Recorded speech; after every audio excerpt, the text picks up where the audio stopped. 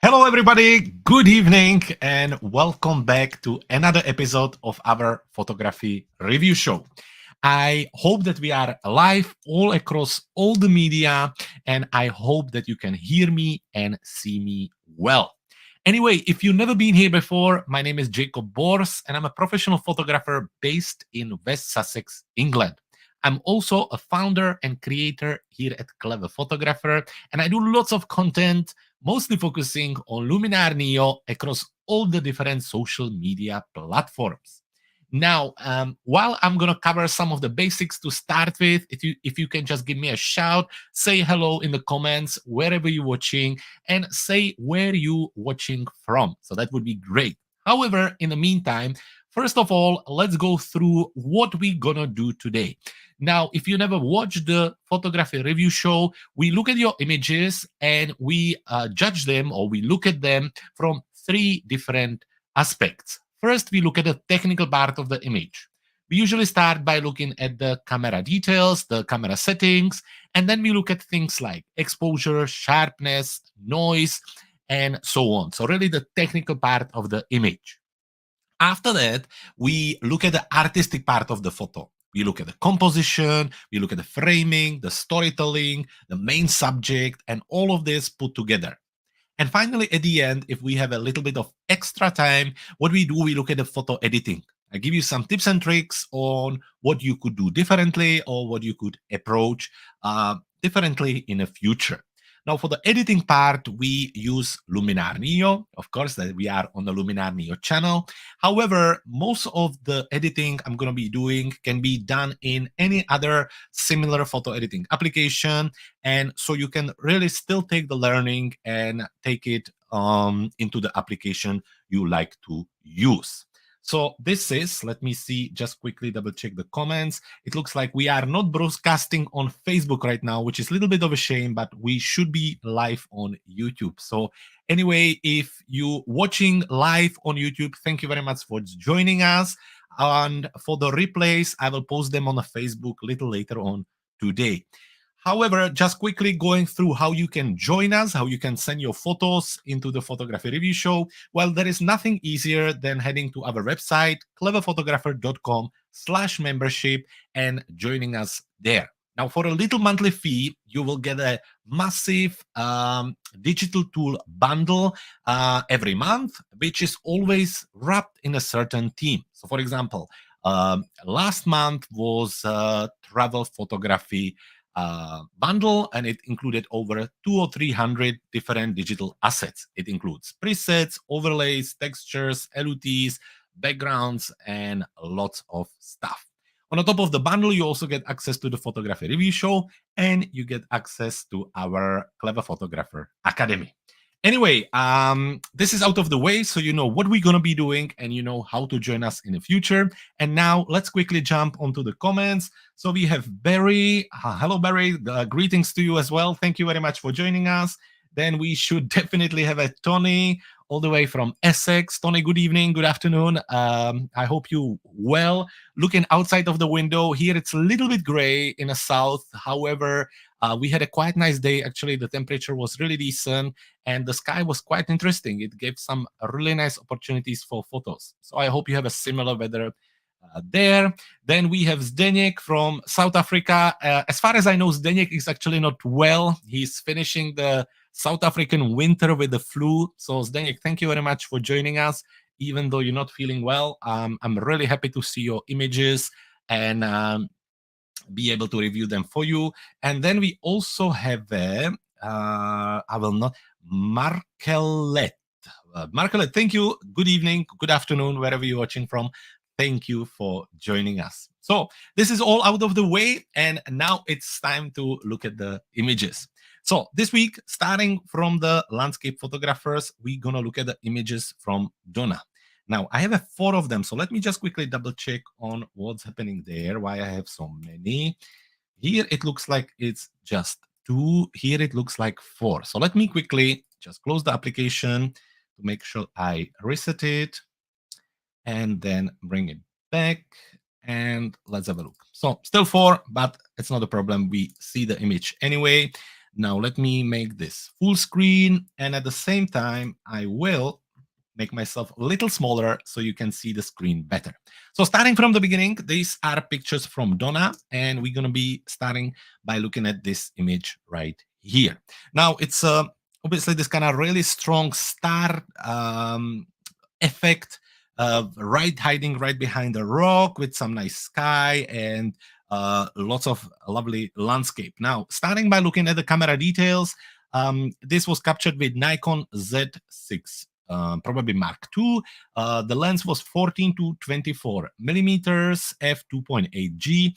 And then when it comes to camera settings, Donna was on ISO 100, 24 millimeters, f22 and 1/30th of a second. So as the camera settings go, ISO 100 for landscape photography is exactly where we want to be. That's our target.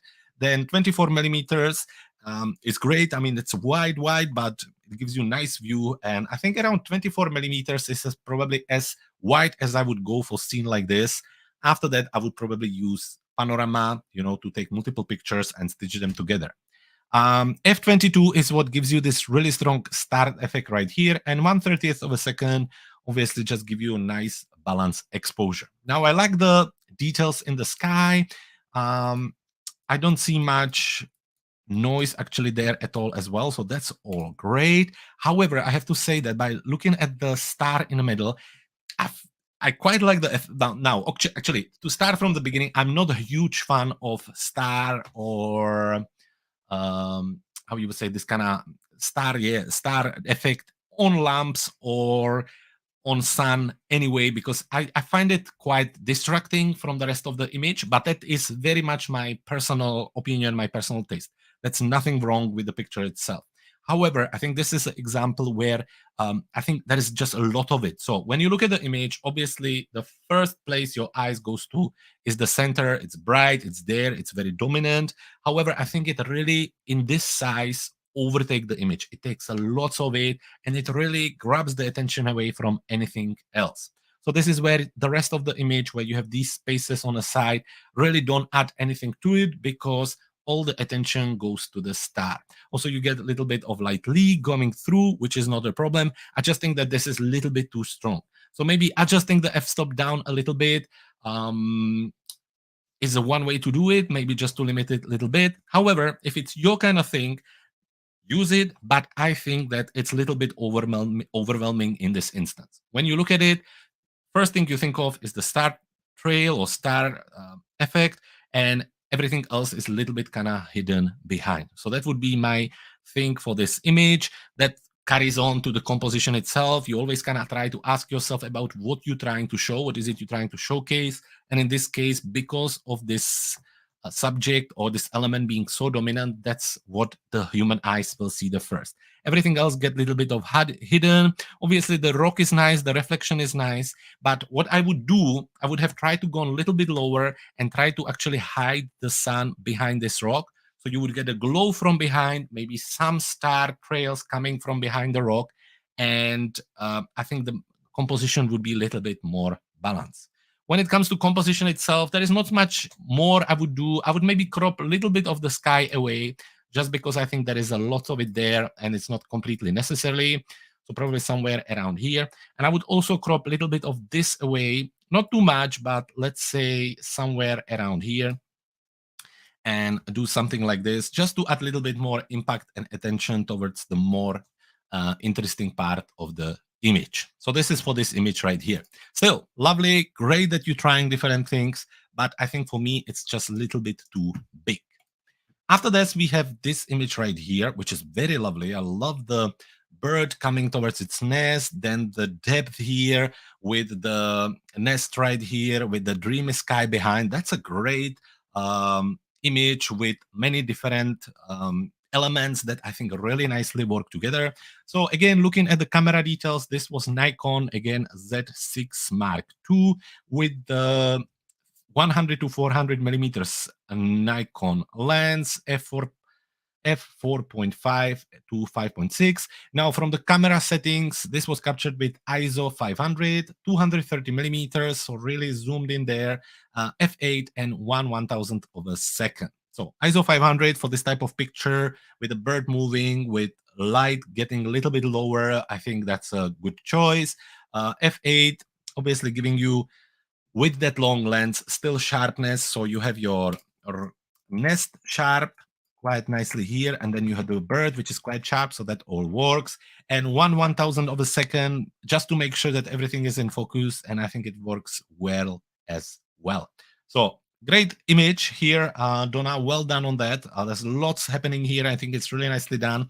When we're talking about the composition of storytelling, I think this is great. Obviously it all works there. You have the bird, you have the nest, you have really nice depth created with the rocks here. The rocks are also in the middle of this little like a U shape, so giving again another frame, and works. I just think it works really nicely. The dreamy sky behind with a little bit of texture in it works great as well. The light from the side, the warm light giving the kind of side light works well as well. So all in all, this is great, Donna. I really enjoy this picture, and I think it's really nicely done.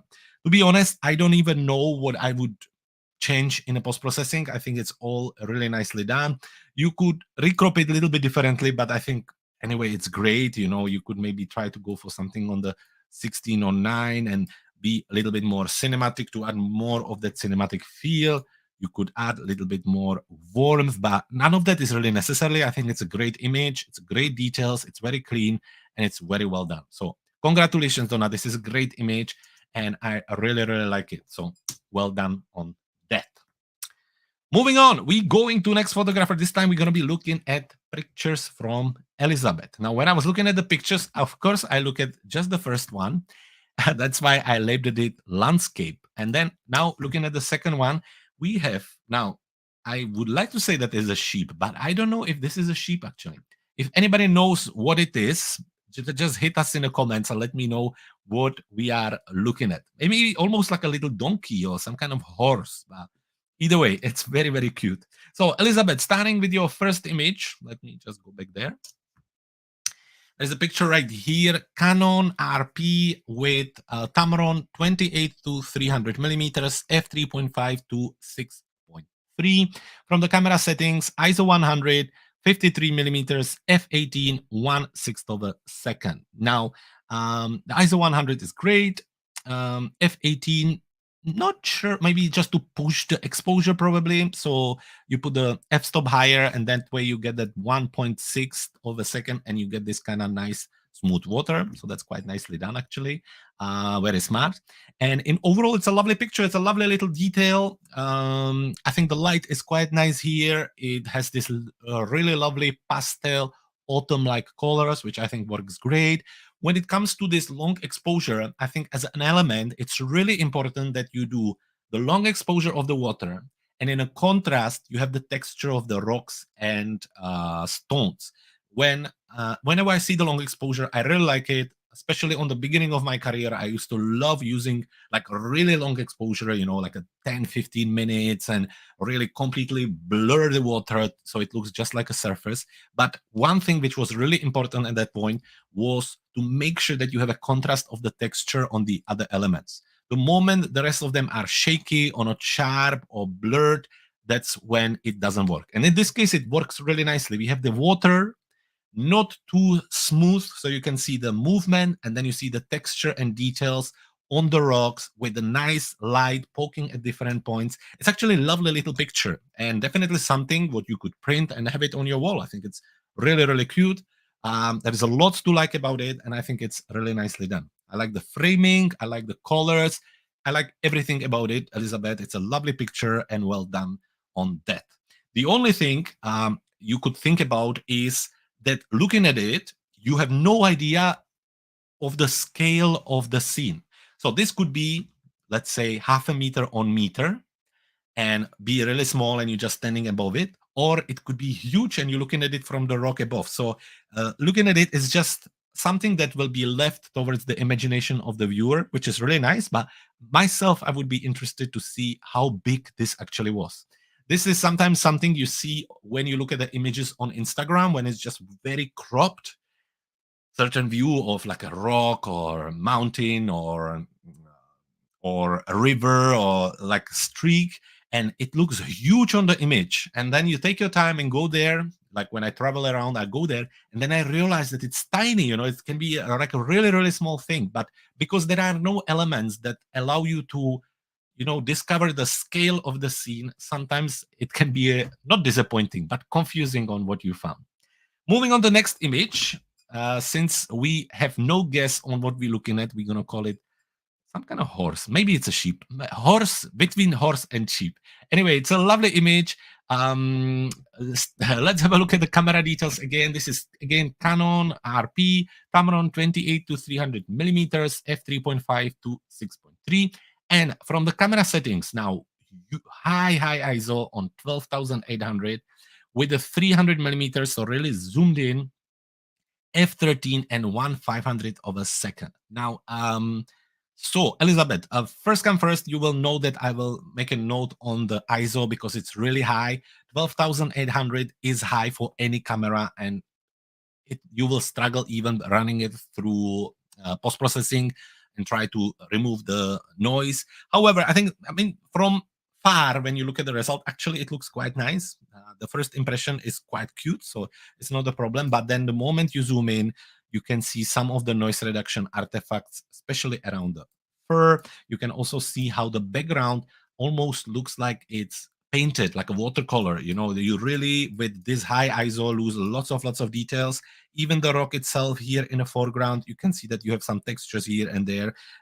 Also here, some of the grass just doesn't look very natural. And lots of this happen with this really high ISO. Obviously, all of us did it in past when we go there. And I think the first important thing is that you get lots of noise. And then when you try to remove the noise, you start to get these artifacts which really don't look natural. You're losing lots of details. And when you try to fix it, you get very unnatural results. But actually, this main subject is not that bad.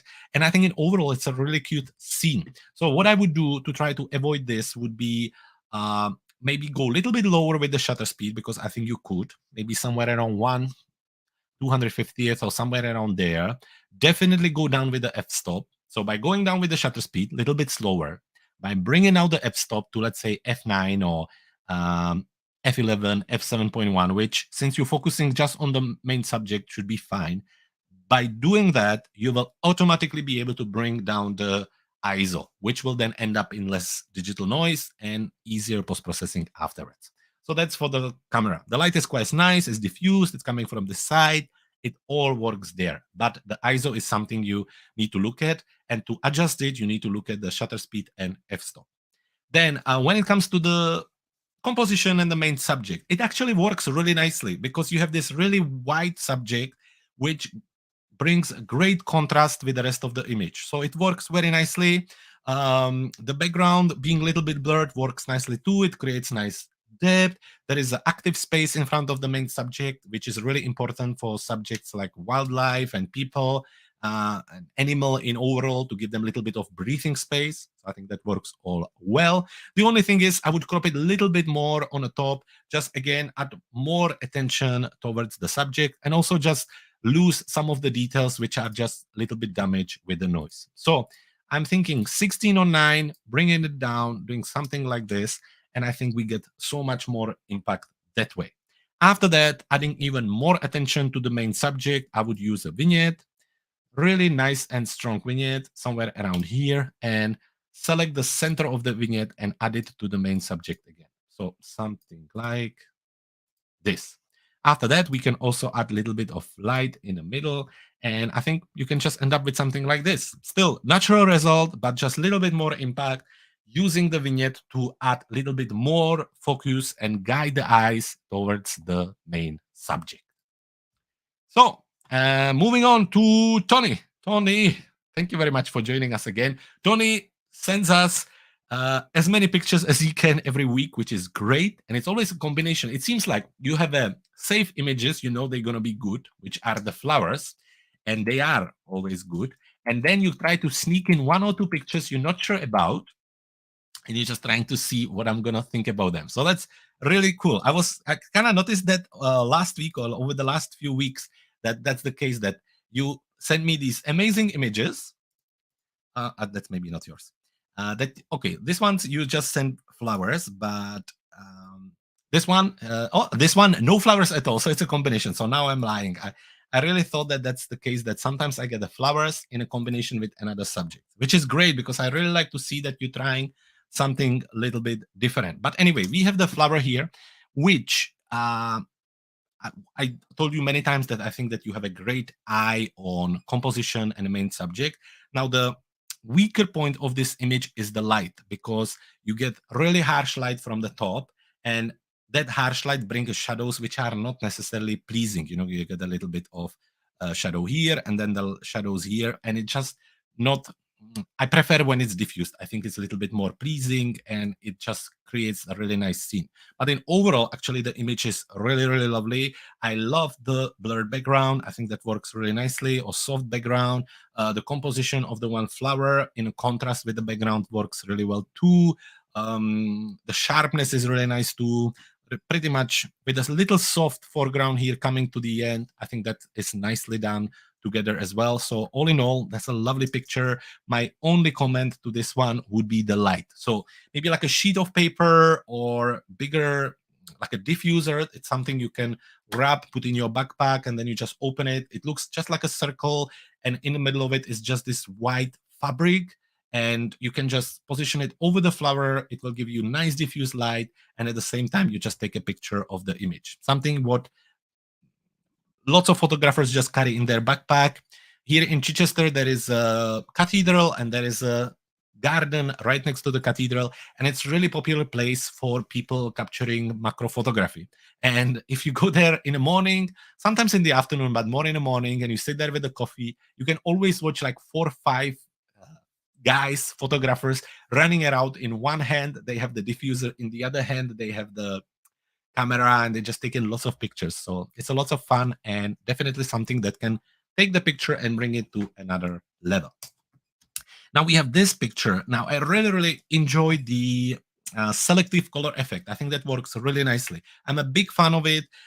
I think it's very artistic, and you can really create like a whole series of that. And when you print it, it looks amazing on the wall. You can really decorate like your living room with that. And I think the selective color is something what's put down a lot by many photographers, probably because at some point it was really overused. But I think that it's something that can really work nicely. So this is a lovely idea.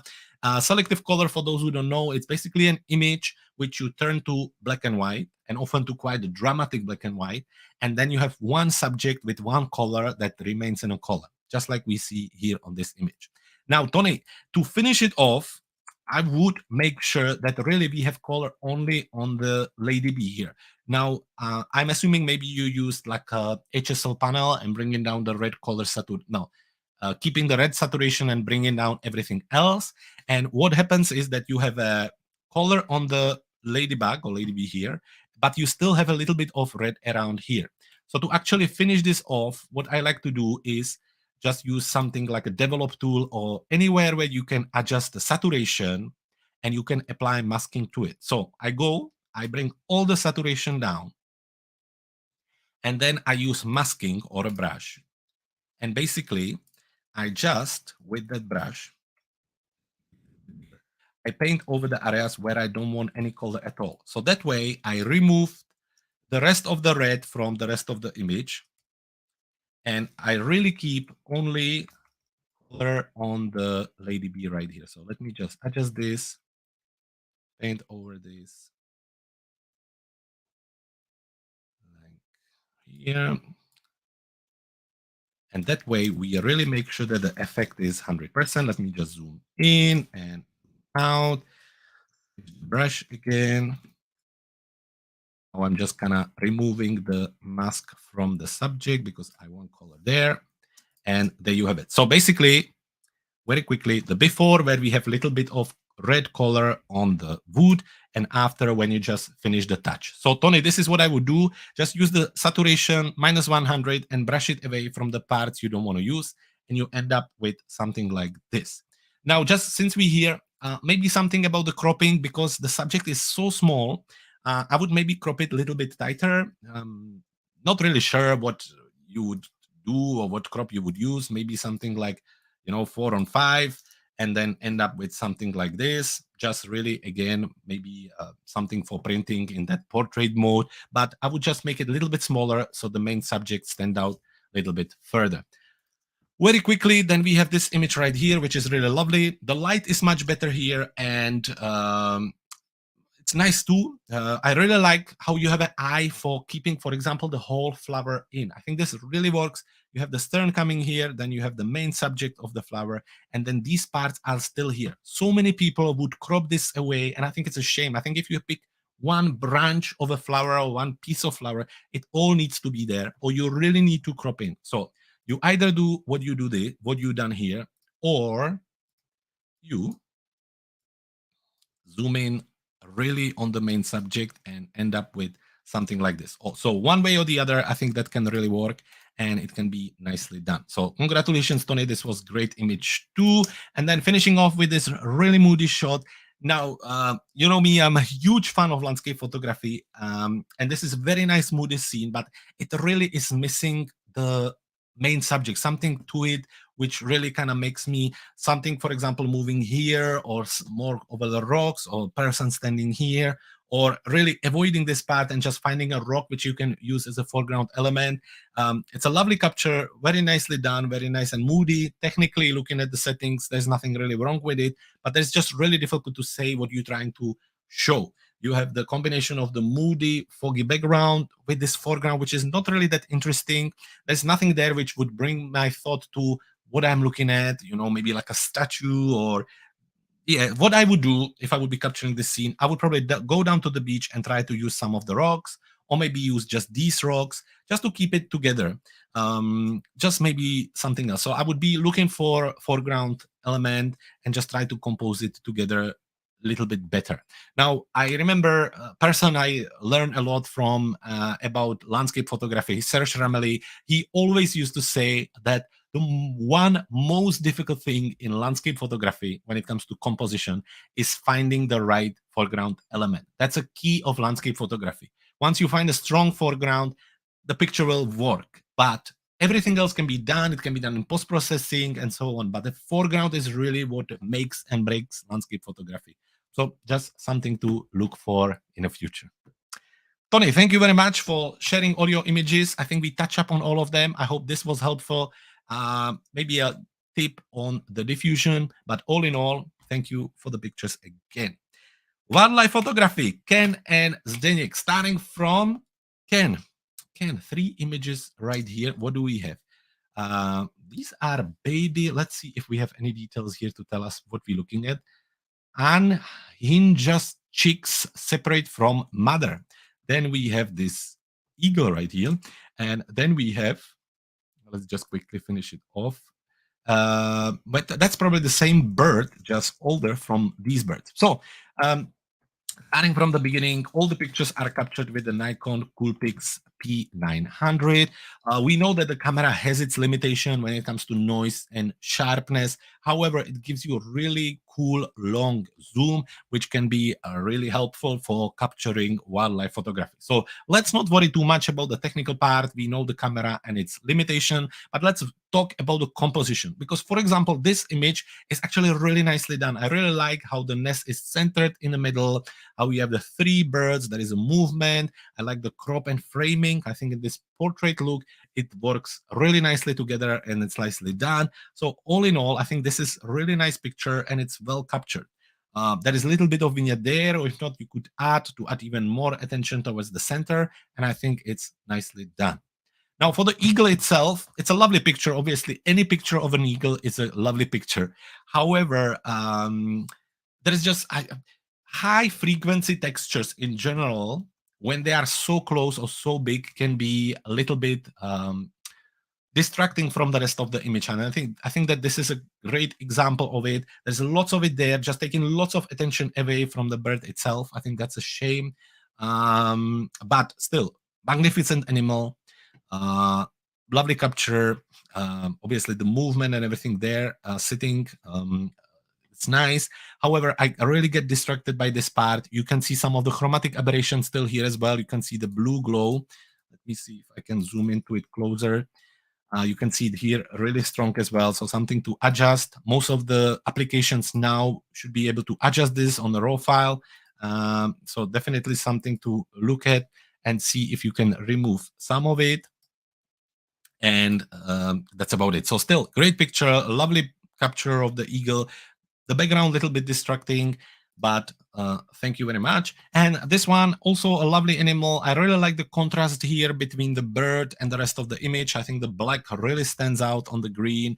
The movement of the bird works. Little bit of extra space in front of it is also really lovely. The light, the diffuse light works nicely. The depth actually is really nice here as well. So the sharpness here and a little bit of softness towards the back. Altogether, really nicely done. Ken, well done. Congratulations. After that, it's time to look at Zdeněk. Zdeněk, what did we get? Let's have a look quickly. Let me quickly just bring this up and see what were the notes from Zdeněk about his pictures. I just opened this.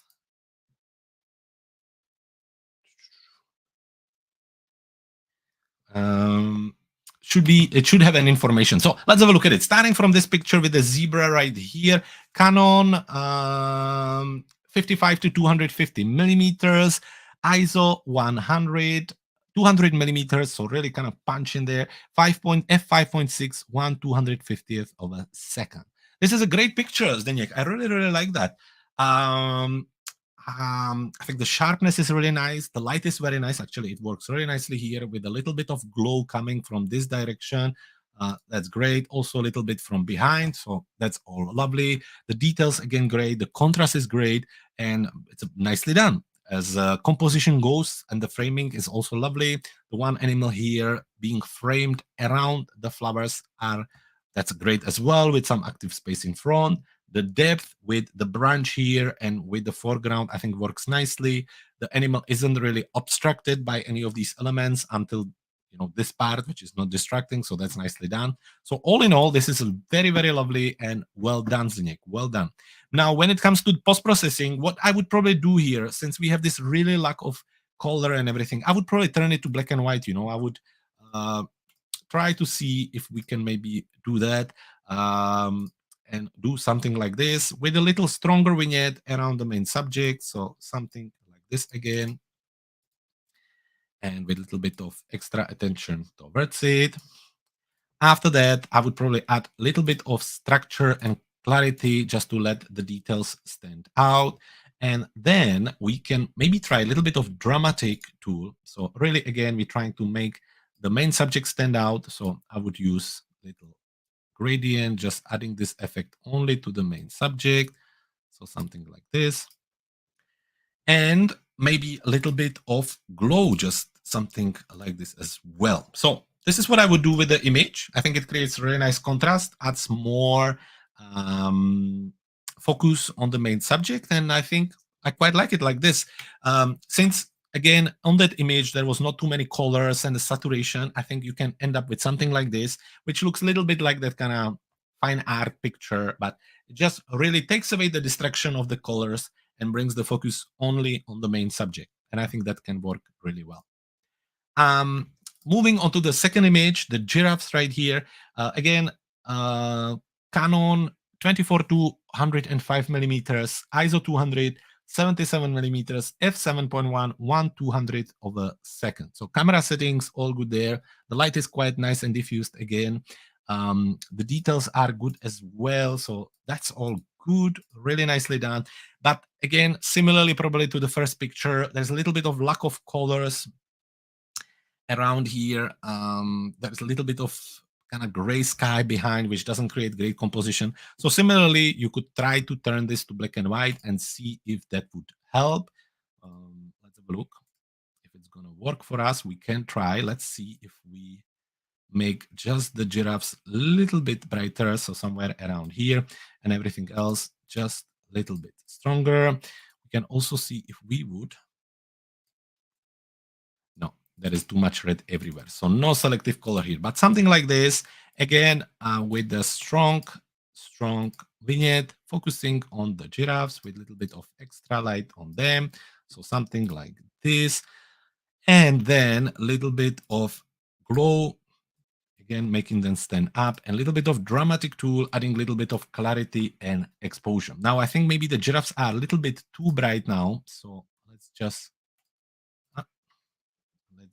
adjust that by adjusting our inner light, and then looking again at the result. And then you can end up with something like this. If we want some additional contrast, we can add it with the midtone and highlights.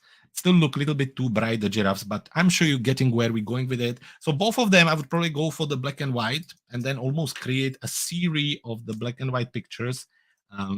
They are still way too bright. I don't know what I've done there. I think I've done it in the black and white too. Let's have a look quickly. Here. Yeah, definitely.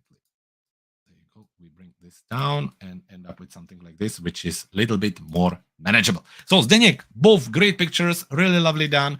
I really like the composition on both of them. Lots of space, very well framed with a nice impact in a nice environment with a nice light with a good amount of details. Really well done. Great job.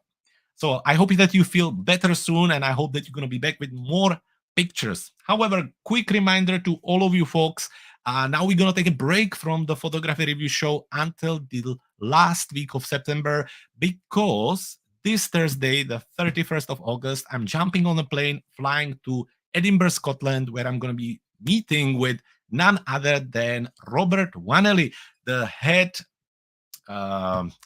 head teacher or head educator of Luminar Neo. Now, my secret mission is to get as much news and updates from him to share it with you guys and tell you what's coming for Luminar Neo. So I'm really excited about that. But in reality, it's going to be all about photographing Edinburgh and beautiful Scotland together, spend some time with photographers. I'm flying back in a few days after that, and pretty much the next day, I'm going to Greece for 2 weeks to photograph a little project of different hotels. I will also take a little bit of time off there as I'm going to be doing this. And then I'm flying back to UK. And again, the next day, I'm flying to Hamburg, Germany, where I'm going to be joining huge photography show there. So I will be joining the guys from Skylum, talking more about Luminar Neo. I will be doing some podcasting from there and just kind of looking out on the latest photography news before the autumn winter season. So I will be away for the next 3-4 weeks. If you want to send us your images for the next photography show, the link is already in the academy and it's already in the subscription in the membership. The membership product is coming out on Friday, so also keep an eye on that with the autumn photography. And that's about it, folks. Thank you very much for joining us and joining me. I hope you all going to have a great rest of the week. I hope you're going to stay safe, enjoy, keep taking pictures, send them over to me, and until next time, take care, stay safe, and I'll speak to you all soon. Bye-bye.